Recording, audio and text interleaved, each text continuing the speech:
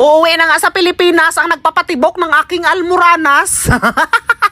Dahil napapagod na daw siya maging factory worker dito sa Taiwan at na-homesick na raw siya sa Pilipinas. Wala tayong magagawa kahit jowa ko pa yan kasi katawan at isip niya yan. May mga bagay sa mundo na hindi natin pwedeng pilitin kasi hindi naman tayo ang nakaka-experience at hindi tayo ang napapagod. So suportahan na lang natin sila sa kung anong makakapag-peace of mind sa kanila. Kasi kahit iwan niya ako dito sa Taiwan, meron naman akong dildo. Charot. Ni hao mga animal! Ako pa rin to, si Box ang nangangamoy na sa sobrang sikip. So samahan nyo ako ngayon para bumili ng maleta para sa aking Jowa Vels. So baka magtaka kayo bakit pumunta pa ako ng Chongli para bumili lang ng maleta. Nakalayo-layo kung saan ako tumitira kasi taga Kaohsiung pa, di ba ako? So nalaman ko kasi na meron daw nagbebenta na maleta sa Chongli na zipperless. And ito kasi ang hinahanap kong maleta kasi alam nyo naman sa Pilipinas, mahirap nang magkapante kung ginagamit mo naman brief. Charot.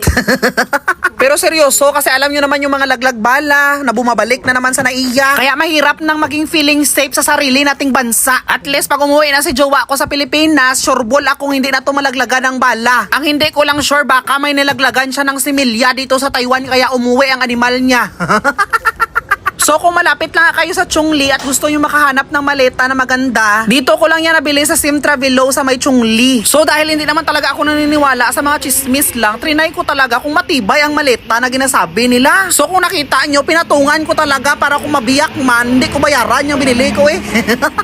Maganda pa talaga nitong mga maleta nila dito kasi matibay. Pwede mong upuan kung mag-MRT ka or magsakay ka ng mga train tapos wala nang upuan available. Or kunwari, wala na kayong nakita na transient, pwede nyo lang to lapagan. Kahit ano pang style gawin nyo dito, hindi ito masisira.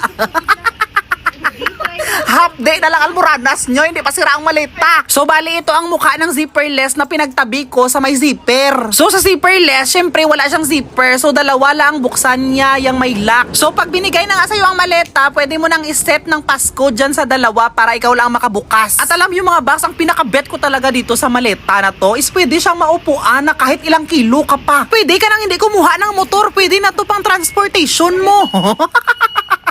At meron pa siyang paglagayan ng inumin mga box, mga gin, emperador, tanduay, charot.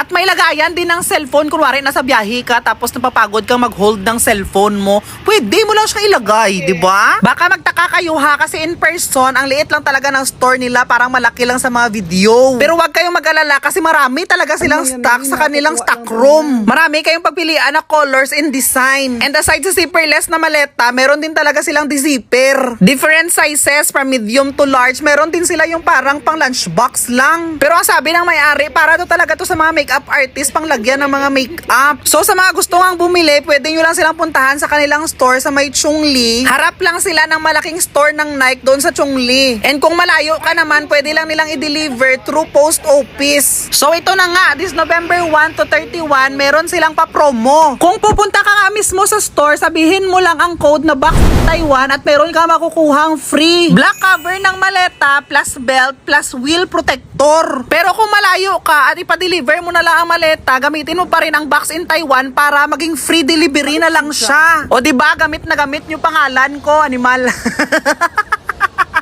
Bye-bye na mga boss! I love you all!